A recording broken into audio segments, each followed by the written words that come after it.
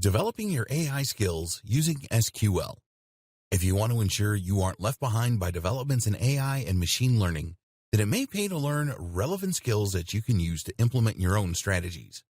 At least by understanding the tools used in AI and machine learning, you will be able to navigate these new horizons and make smarter decisions for your business. One of the key concepts to understand then is SQL. SQL stands for Structured Query Language and is a declarative language that is used to store and retrieve information from a database.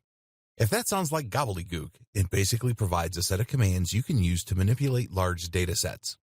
SQL is crucial for data science and machine learning.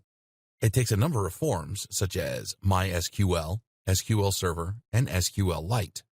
Each uses a slightly different dialect to achieve the same thing: interact with relational databases. Relational databases consist of numerous tables like you see in Excel, with columns and rows. So if you had a lot of visitors to your website, you might fill out their data across rows such as name, age, contact details, etc. Pull out any given visitor, and it will bring their details up so that you're ready to call them and market to them.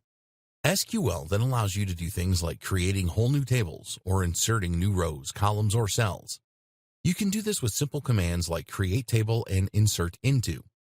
To make a new database, you first need to use a command to make it, and from there, you can then begin inserting tables like so. One of the most powerful commands is something called select, which allows you to retrieve information across one or more tables. For instance, you can use this to get the details of anyone over a certain age, like so. Group by is a command that lets you group results according to certain conditions. Cursors let us move through sets of data and make changes. While this all might seem quite simple, combined with huge amounts of data, these simple commands can yield fascinating results and be extremely useful in informing future decisions. This is essential how machine learning works. And if you ever want to work as a data scientist to employ big data solutions or machine learning applications, this is what you will need to know.